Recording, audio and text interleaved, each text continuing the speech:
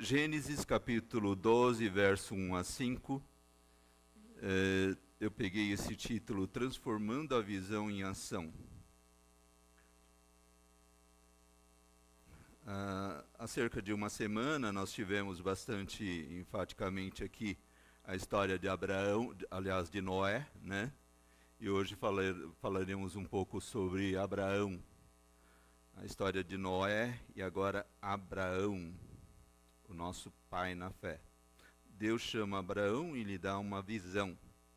Ora, o Senhor disse a Abraão: sai-te da tua terra e da tua parentela e da casa de teu pai para a terra que eu te mostrarei.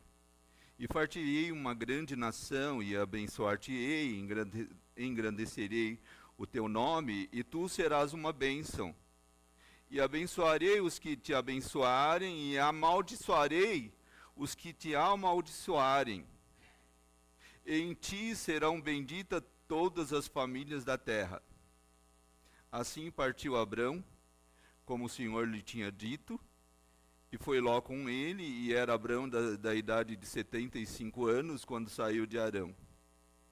E tomou Abrão a Sara, sua esposa, e a Ló, filho de seu irmão, e toda a sua fazenda que haviam adquirido, e as almas que se acresceram em Harã, e saíram para irem à terra de Canaã, e vieram à terra de Canaã. Senhor Deus e Pai, nós te louvamos, mais uma vez em oração, e agora pedindo que o Senhor alimente as nossas almas com a tua palavra. Fale conosco, somente o teu Espírito Santo é que conhece o íntimo de cada um. Eu não conheço, nós não conhecemos, mas o Senhor conhece o profundo e sabe a necessidade de cada um dos seus filhos.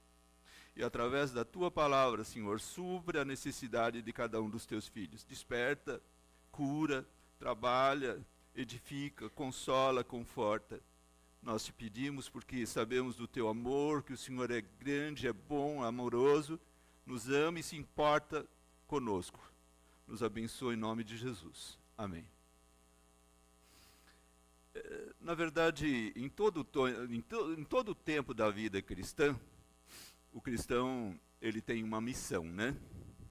Nós ouvimos aqui a nossa irmã Márcia relatando, e foi muito bom assim, o seu relato, ela falando do serviço, né, de servir a Deus. Nós temos de fato uma missão. Jesus, ele, quando foi interrogado por um certo doutor da lei, o doutor da lei perguntou, testando Jesus, né, perguntou ao Senhor, qual é o maior mandamento, né, da lei? Jesus, em Mateus 22:37, deixou bem claro que o maior mandamento, a missão de todo cristão, seria conhecer e amar e servir a Deus. Amarás o Senhor teu Deus de todo o coração, de todo o seu coração, de toda a sua alma e de todo o seu pensamento. Então, na verdade, na vida aqui, nós temos, todo cristão tem essa missão. É uma missão do cristão, amar a Deus. Conhecer, amar, servir ao Senhor de todo o coração, de toda a alma, de toda a força. Essa é a verdadeira identidade do cristão. A verdadeira identidade não é a cruz, o crucifixo na orelha ou no pescoço, não é o peixinho no carro. Eu tenho essa mania de colocar o peixinho no carro, né? Mas não é essa a identidade do cristão, não é isso que identifica. O que identifica o cristão, de fato, é esse amarás o Senhor teu Deus de todo o coração.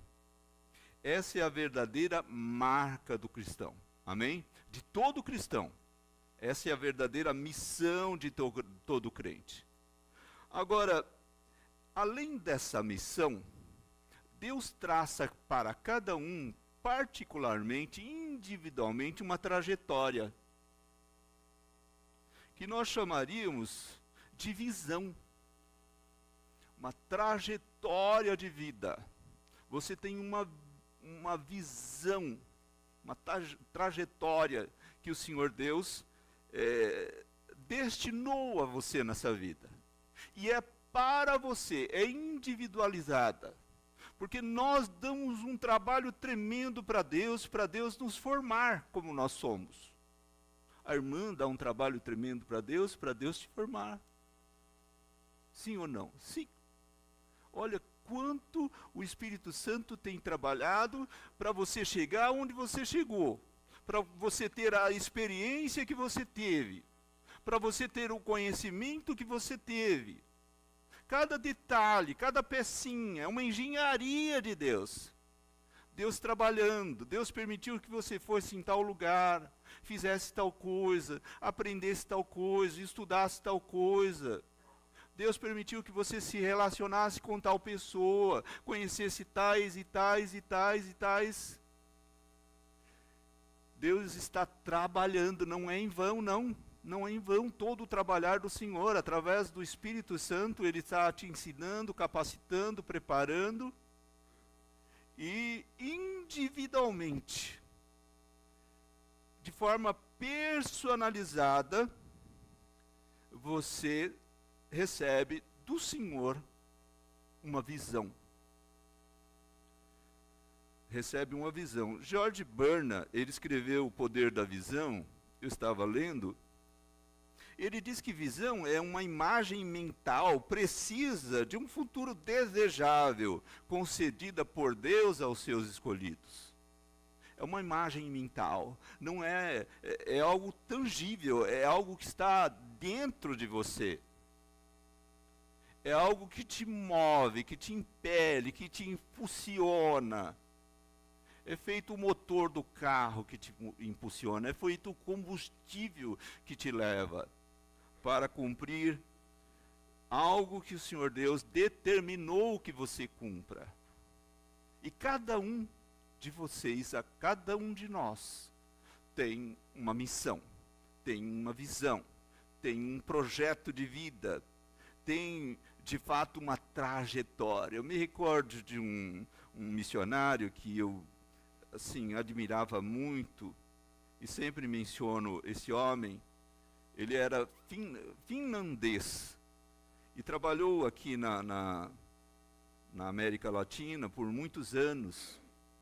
Escritor, teólogo, mas um homem dedicado e simples. E uma vez eu perguntei para ele porque eu via que a vida dele era assim, bastante, de certa forma, como itinerante, né? Um missionário, muito sofrida. Eu pensei, o senhor não pensa em ser um pastor, ficar numa igreja?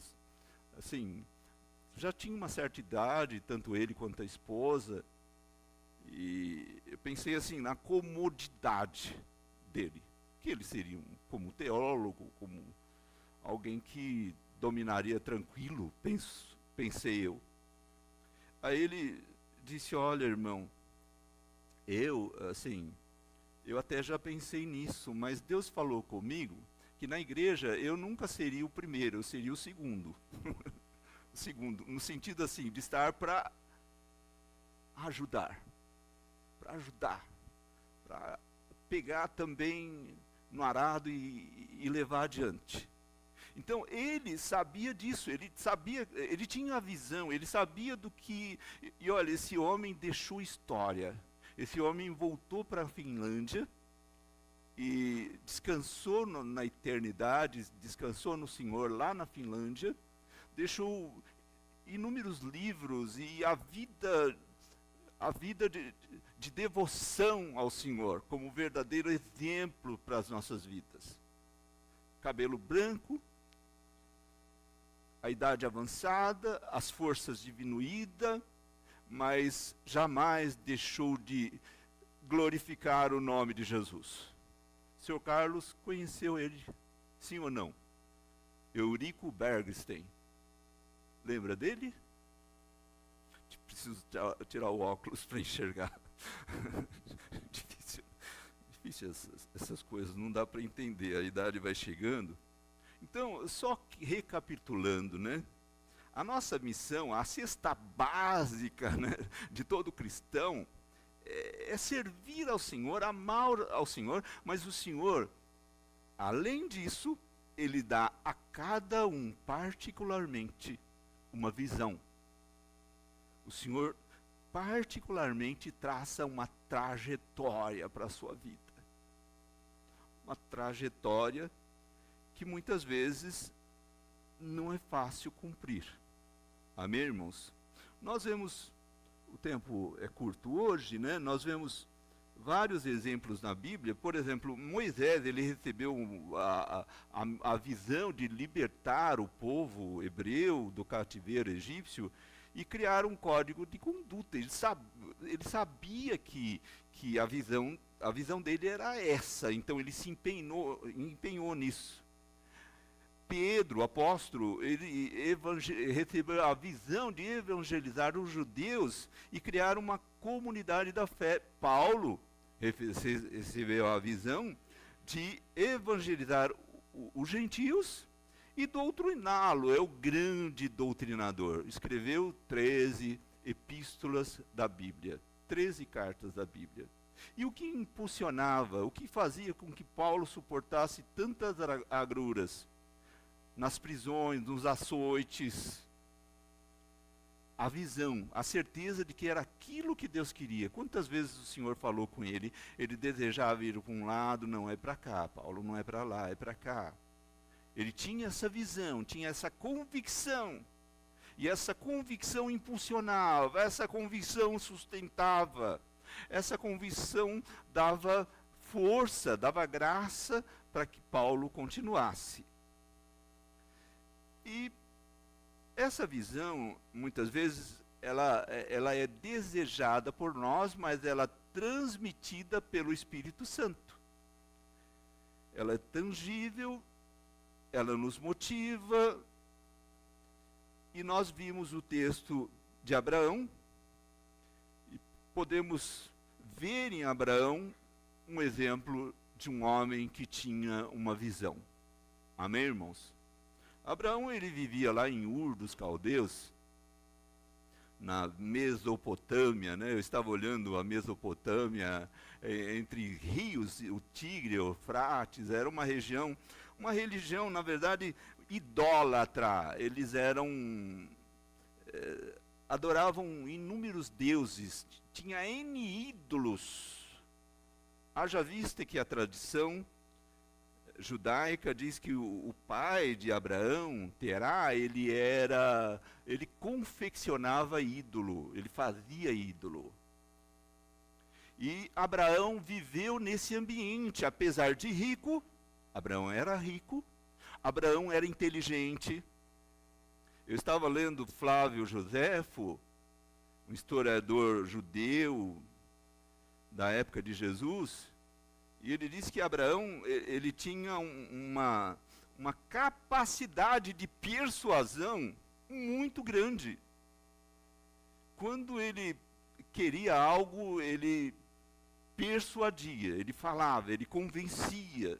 Um homem extremamente inteligente, conhecia astronomia, um homem que conhecia as ciências. E durante muitos anos ali, ele viveu naquela região e ele viveu entre idólatras. Mas despertou em seu coração a fé no Deus verdadeiro. E ele foi o primeiro homem, sabidamente, né, que falou de um Deus único, da existência de um só Deus, e que esse Deus havia criado o céu e a terra, e que esse Deus, além de criar, ele dominava o universo. Quando Abraão começou a discutir, a falar, a propagar isso, os babilônicos ali, da região onde ele morava, se revoltaram contra Abraão. Abraão teve uma experiência, até tem um livro assim bastante polêmico, ele é citado em Josué capítulo 10, verso 13, o livro de Jácer. Eu não quero assim basear o nosso conhecimento em livro que muitas vezes alguém diz, é apócrifo. Esse livro de Jácer é citado 2 vezes na Bíblia. E, segundo Flávio Joséfo, certa vez, Flávio Joséfo diz que nesse livro de Jácer, Abraão, ele quando moço ainda, o pai dele, como já disse, fazia ídolos, né? E o pai viajou, precisou ir comprar matéria-prima em algum lugar para fazer os ídolos, e deixou Abraão cuidando ali da loja deles. E Abraão viu que havia um dos ídolos que tinha um martelo na mão, semelhante a Thor, né? Fosse hoje seria Thor. E viu aquele monte de ídolos de deuses, né? Falsos deuses que os caldeus adoravam e comercializavam. E Abraão pensou, eu vou aproveitar essa ocasião, e quebrou todos os demais. Sentou a marreta. Abraão foi o primeiro quebra-santo, né? De quebra-santo. Foi o primeiro quebra-santo que, né? Quebrou aqueles ídolos todos e deixou somente aquele do martelo na mão, né? E quando Terá chegou, deu bronca em Abraão, falou: meu filho, você cometeu um sacrilégio. Como você faz algo assim, quebrando os ídolos, os deuses? E Abraão falou: não, pai, foi aquele ali do martelo que quebrou todos. Eles brigaram aí e ele quebrou todo mundo. Quebrou todo mundo. Aí o pai falou: que você está pensando que eu sou idiota? Tá pensando que eu sou bobo? Como? Isso aí esse ídolo aí, ele não essa capacidade, não faz nada, não tem vida. Abraão usa isso como capacidade de persuasão, mostrou para Terá, dizendo: olha, o Senhor mesmo está dizendo que o teu ouvido ouça o que a tua boca está falando. O Senhor mesmo está dizendo que esse ídolo aqui do martelo na mão, ele não tem poder de quebrar os demais. E como que o Senhor fica prostrado diante desses ídolos que não tem poder, não tem vida, não tem... O Senhor mesmo está declarando que ele não tem poder. E segundo a tradição judaica, Terá se converteu, né? Na fé de Abraão. O pai de Abraão se converteu. E Abraão... e acabaram mudando ali para uma região. E foi justamente nessa situação em que o Senhor Deus falou com Abraão, dizendo: Abraão, sai da tua terra, sai do meio dos teus parentes. Olha, a idolatria era tão grande que a mudança, ela teria que ser assim, bem drástica. Toda mudança gera traumas e consequências. O ambiente que Abraão vivia era tão idólatra, tão terrível, que havia necessidade dele sair, porque ele tinha uma missão. E qual era a missão? Era formar ali um povo que adorasse o único Deus, que servisse o único Deus verdadeiro, Criador dos céus e da terra. E além dessa, a missão de ser uma bênção, esse povo fosse uma bênção para todas as famílias da terra. Amém, irmãos? E isso de fato se cumpriu. A visão, ela chegou no tempo certo, né? Eu não sei com quantos anos Abraão teve essa visão, mas eu creio que Abraão, quando essa visão, ela se completou na vida de Abraão, ele com 75 anos, ele mudou, ele recebeu a visão e ele obedeceu imediatamente ao Senhor. Amém? Ele foi caminhou lá durante 3 meses, mais ou menos. Abraão e os seus caminharam por 3 meses. É uma distância como daqui em Salvador. Imagina caminhar para chegar em Canaã, daqui em Salvador, na Bahia. Mas ele tinha essa convicção de que o Senhor estava dirigindo a sua vida, direcionando a sua vida. E é interessante, irmãos, esse processo de ter a convicção. Como sabemos se essa visão não é fantasiosa? Como sabemos se ela não é humana, se ela não é uma mera suposição, se ela não é um mero desejo pessoal e particular meu? Como é que eu sei? Eu vejo irmãos aí que saem, né? A gente tem missionários que saem. A irmã Márcia, como ela soube que ela deveria ir lá para Garibaldi? Entrou no coração dela, Deus falou com ela, ela teve essa convicção, venceu as dificuldades e acabou obedecendo à visão que Deus lhe deu. Amém, irmãos? E como sabemos, né? Existem algumas formas de saber. A primeira forma nós chamamos de escriturística, quer dizer, você veja, observe se essa visão não conflita com as escrituras. Você tem uma visão que é contra o que a Bíblia diz, ela já está descartada. Segundo, verifica, reúna com as pessoas que certamente estarão envolvidas, né, nesse projeto, ou com os mentores espirituais que você possui, veja o parecer deles, se de fato é plausível aquela visão que você teve e que você está desejoso de cumprir. Procura alguém que você confia, que seja espiritual a nível de poder te dar uma palavra, te dar uma orientação, confabular com você sobre a sua visão. Terceiro lugar, ela mexe com as emoções. Quando você tem uma visão de Deus de fato, ela mexe com o seu emocional de forma profunda. É impossível você não ficar emocionado. Ah, mas é mera emoção. Não, mas a emoção ela faz parte. E ela dá medo também. É algo tão santo fazer as coisas para Deus, fazer a obra do Senhor, tão maravilhoso, tão desafiador, que as pernas tremem. Treme ou não? Sim. Por mais experiência de vida que você tenha, as pernas tremem. Os homens de Deus, os profetas de Deus, temeram. O próprio Moisés, ele chegou a dizer: quem sou eu para ir lá falar com o faraó? O próprio Jeremias, ele disse: eu sou uma criança, eu sou um menino, não tenho essa competência. Como que eu vou fazer isso? Eles não estavam blefando, eles estavam sendo sinceros, eles sentiram medo, sim. Sentiram medo, dá medo.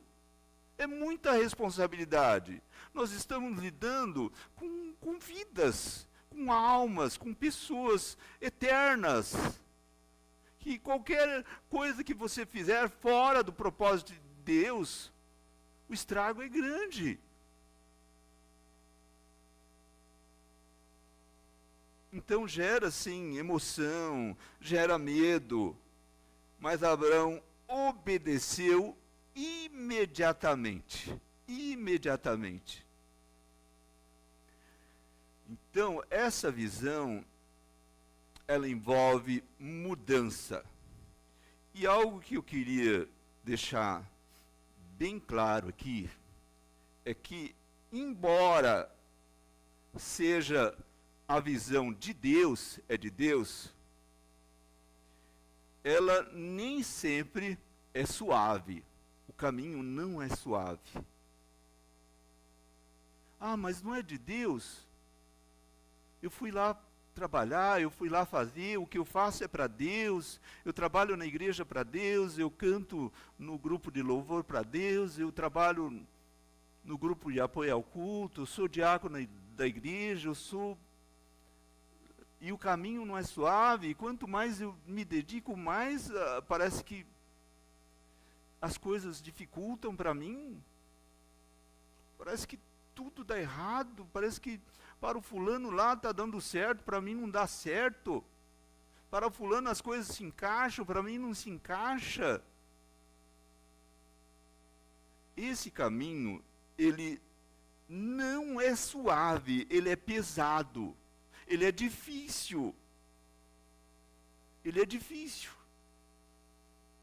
Eu me recordo uma vez, eu estava na igreja, eu estava num culto de ensino da igreja, e alguém entrou correndo, dizendo, olha, sua filha se acidentou. Eu morava perto da igreja, 3 casas depois. Corri lá, tive que deixar com alguém. Quando eu cheguei, minha filha tinha perdido o dedo. O dedo estava caído. E eu peguei a minha filha no colo, e peguei o carro e embrulhei a mão dela com um pano e muito sangue. Quando cheguei no hospital, era um hospital público, demorou muito para ser atendido, não tinha médico, demorou muito para ser atendido, e ela chorando, chorando, chorando. E naquele momento, eu senti que Satanás chegou perto de mim e falou comigo assim, está vendo que dá você trabalhar no Evangelho? É isso aí. Olha, irmãos, naquele momento, eu tremi. Eu tremi. Veio essa seta maligna. Está vendo que dá você trabalhar no Evangelho? É isso aí. É isso aí. E eu falei audivelmente naquele lugar em que eu estava. A voz não veio audível, mas eu falei audivelmente. Eu falei, Satanás, para trás de mim. Para trás de mim. Glórias ao nome do Senhor. Eu faço isso para a glória do Senhor Jesus Cristo. Amém? Irmãos, nem sempre aquele que é mais bem-sucedido, porque o sucesso para Deus não são as coisas materiais. O sucesso para Deus é uma vida devotada a essa visão que Ele nos deu. Porque tudo aqui é passageiro. Se Ele quiser, Ele pode te dar bens, riquezas. Se for plano de Deus, Ele pode te dar muitas coisas boas para essa vida. Mas isso aqui é passageiro. Isso vai passar. É um sopro. É um vapor que se esvai. E a eternidade, irmãos, é para sempre com o Senhor. Esse é o nosso objetivo. Amém, irmãos? Essa é a nossa caminhada. Esse é o nosso alvo. Na sexta-feira tivemos o nosso pequeno grupo, faço propaganda disso também. E tivemos lá um irmão que toda sexta-feira está lá, hoje não está aqui, eu posso falar, né? Ele é atleta, Ele corre 5 dias por semana. Quantos anos ele tem?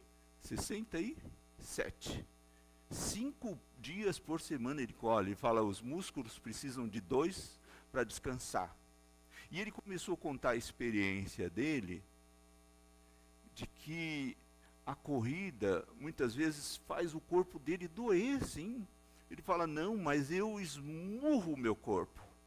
Eu esmurro. E ele citou lá, o texto, inclusive, era esse, de 1 Coríntios, que o apóstolo Paulo compara a vida, a carreira, a corrida cristã como a corrida no estádio. E o apóstolo Paulo fala que esmurrava o seu corpo para que ele pudesse. Esse irmão dizia, eu esmurro, quer dizer, eu esforço o meu corpo. Não é todo dia que eu quero correr, mas eu faço isso porque eu sei que eu preciso. Eu faço isso porque eu sei que é necessário. E o dia que eu não faço, eu sinto falta. A nossa corrida, a nossa carreira, ela tem um alvo. e um dia nós alcançaremos esse alvo, que é estarmos para sempre com o Senhor na glória. Amém, irmãos? Esse caminho não é suave. E Abraão, em Gálatas 3:29, será projetado aí? O tempo já está correndo, né? Gálatas 3:29, e se sois de Cristo, então sois descendência de Abraão e herdeiros conforme a promessa. Na verdade, a obediência à visão que Deus deu a Abraão fez dele o nosso pai na fé. Será que existe algo mais importante na vida do que ser considerado o pai na fé de todos aqueles que creem? E por que isso? Porque Abraão, ele obedeceu à visão que Deus lhe deu. Foi fácil? Não. Irmãos, o que Abraão sofreu, meu Senhor, ele passou entre povos que eram terríveis, guerras terríveis, teve que lutar contra um agrupamento de reis, derramamento de sangue, e tudo isso obedecendo à visão de Deus. Mas ele foi fiel, e sendo fiel, ele é considerado até hoje o nosso pai na fé. Por quê? Porque o cumprimento final da promessa de Deus em Abraão, ele é alcançado em Cristo Jesus, que estende as bênçãos de Deus a todos os povos da terra. Através de Cristo Jesus, que veio de Abraão, essa promessa, ela se cumpriu, de que todos os povos da terra seriam abençoados. E nós estamos aqui hoje, mencionando a história de Abraão em breves palavras, porque um dia este homem recebeu uma visão e foi obediente a esta visão. Seja também obediente à visão que Deus te deu. Se você for fiel a Ele, na visão que Ele te deu, Ele vai te sustentar, Ele vai te dar graça, te dar saúde, te dar força, te dar recursos, te capacitar para que você vença, seja vitorioso, para que você glorifique o nome do Senhor através da visão que Ele te deu. Amém? Vamos ficar em pé e vamos orar ao Senhor. Eu não sei a visão que Deus lhe deu, eu não sei o propósito de Deus na sua vida, mas de uma coisa eu sei: Ele é digno, é para Ele que nós fazemos todas as coisas, é por Ele que nós fazemos. É nele que nós encontramos forças para fazer. É através dele que nós temos vitória. É através do Espírito Santo de Deus que nós temos as ferramentas para fazer a vontade do Senhor.